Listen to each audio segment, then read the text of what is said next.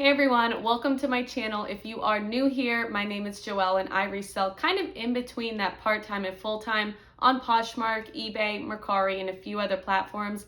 And today I'm going to talk about my favorite brands to sell on those platforms. So there's a lot of factors that I put into my favorite brands to sell. For example, Adidas is my best-selling brand on Poshmark according to listings sold, but I don't like selling that brand because I often get a very low average sales price and the pieces sit for a long time. So obviously Adidas will not be on this list, but I do have 5 great BOLO brands to share with you all. And for each of those 5 brands, I will talk about what I have sold from that brand, the average sales price, why I like selling that brand. I'll talk a little bit about cost of goods, and then finally I will talk about what I do look for while I'm sourcing and what I try to avoid from this brand when I am sourcing. So don't forget to hit that like and subscribe button if you want to see more reseller content like this. But for now, let's just get right into brand number 1, which is Steve Madden. So when I first became a reseller, I did not think I would enjoy selling this brand so much. But when it comes to Steve Madden, I sell primarily shoes, but also purses and wallets. My average sales price for Steve Madden as a whole is $24.43.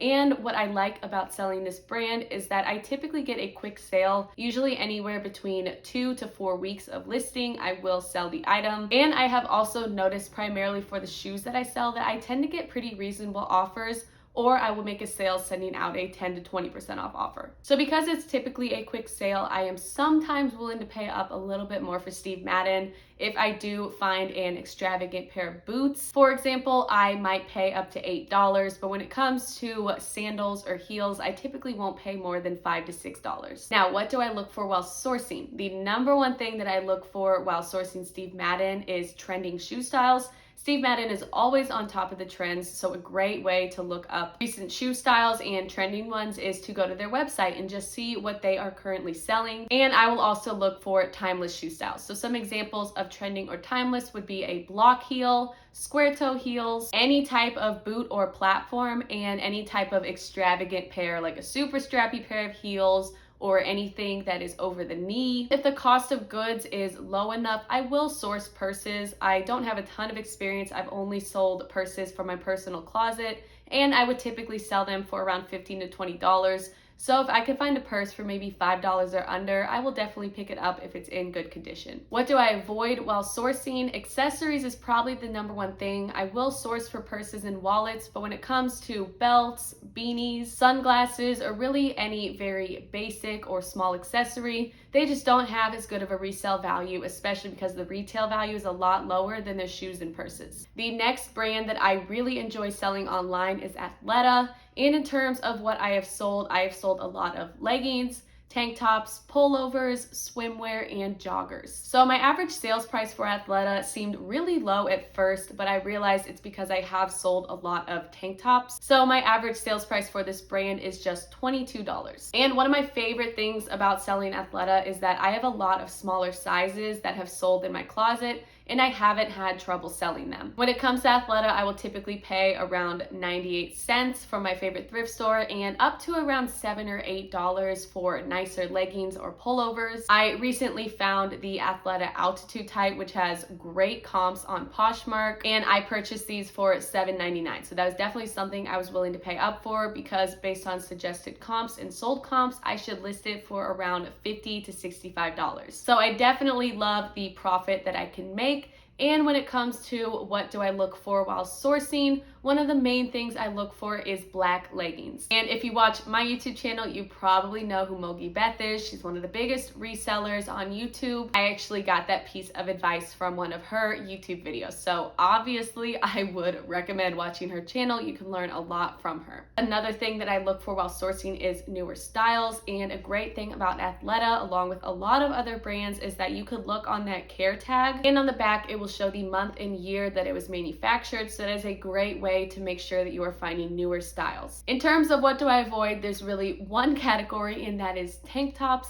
I have sold 2 tank tops from Athleta and I paid way too much for them. I paid $4 for each. I can't remember off the top of my head, but I know that I made a very small amount of profit, no more than $10 per item, and both of those tank tops were listed for several months. They had been relisted a couple of times, and I was finally just willing to let those go for a really low price. Next up is a brand that I don't have a ton of experience selling myself, but I do know it's one of the best selling brands online, and that is Doc Martens. So I only have 3 Doc Martens sales, but what I can tell you about those sales is that all of them sold within 2 weeks or less of listing, and they either sold for full price, a low offer sent by myself, or a reasonable offer sent by the buyer. So my average sales price for Doc Martens is $89.33. So like I said, even though I don't have a lot of experience selling it, it is just one of those brands that as a reseller, you know is a great brand to find. When I'm sourcing, obviously I am just looking for the brand.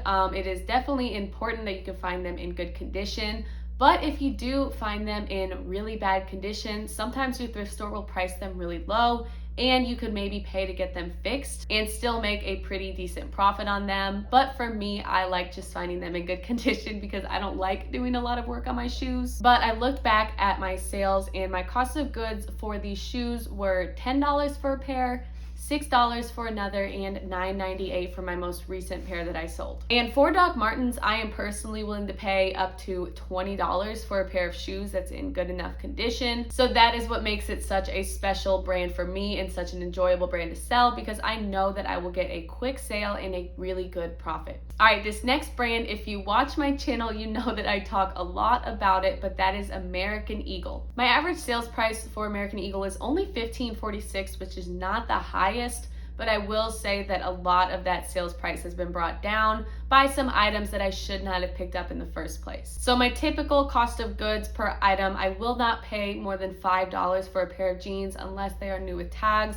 Then I'd probably pay up to around $8 to $10. But American Eagle is a brand that I find a lot at the bins, and so my typical cost of goods are $1 to $2. Now, what do I look for while sourcing? Obviously, I look for jeans, but again, if you watch my channel, you know I talk a lot about American Eagle jeans, and especially the ones that have stretch in the name. So if you look at the American Eagle label right below it, it will have a name. So some examples of stretch jeans from American Eagle are 360 stretch, super stretch, next level stretch, and there are so many more out there, but I am always looking for those types of jeans. I also am always on the lookout for mom jeans. Those seem to never go out of style, but I've never found them at the thrift store. And I am always looking for that newest label, which I will include a picture of their most recent labels. I want to say that they changed it back in 2018, but if I'm wrong, you have this chart right here to see. I typically avoid sourcing any other types of clothing from this brand, however, unless it is new with tags, just because American Eagle is so oversaturated online and they're just way more well known for their jeans. Now, if you can find their clothing like sweaters or any type of fun boho blouse at a low enough cost of goods, I would recommend taking it to buy-sell trade stores.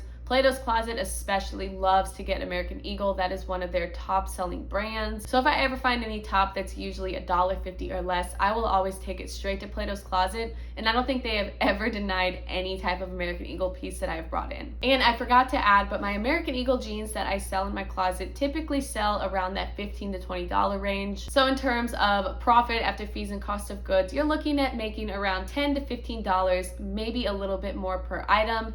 And jeans typically sell within that 2 to 3 week range for me. All right, we are on to my 5th and final brand that I like selling online, and that is Lululemon. In terms of what I've sold mostly skirts, but recently I've been selling shorts. I sold a keychain, some hoodies, and a sports bra. Also, if you have seen one of my most recent thrift hauls, I found a ton of Lululemon pieces at pretty low cost of goods, anywhere between that $5 to $7 range. I have not sold any of those leggings yet, so I do believe that they will raise my average sales price. But for now, my average sales price for Lululemon is $34.71. My favorite thing about selling this brand is mostly the quick sales that I get. I will typically sell Lululemon between 2 to 3 weeks of listing. Another great thing is that I tend to get pretty reasonable offers. So what do I look for while sourcing? I am always on the lookout for leggings. That is probably what Lululemon is best known for.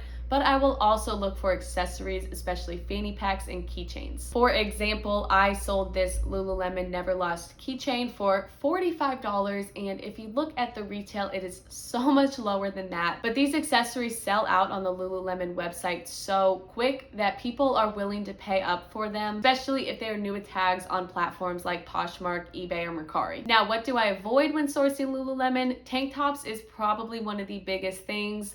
I don't have a lot of experience selling tank tops, but I have heard from a lot of other resellers that they tend to sit for a really long time. Now, if you can find a tank top from Lululemon at a low enough cost of goods, that can definitely change the game. It just kind of depends on if you're okay with having items sit for a longer time than usual. So me personally, I look at it as this is a tank top. It is super easy to store compared to other items. And so I was okay with purchasing that tank top, knowing that I will make a profit eventually, even if it has to sit for a few months before selling. I also avoid cropped leggings a lot unless they are a newer style. They just don't seem to have as good of a resale value as their 7/8 leggings or their full-length leggings. And finally, with Lululemon, I will avoid leggings with a lot of pilling. Pilling is something you should always check for, especially with activewear, because with Lululemon, you really shouldn't put it in the dryer. A lot of people still do, however, and so that definitely tends to add some extra wear to your leggings. All right, we have now gone over my 5 favorite brands to sell on my online platforms.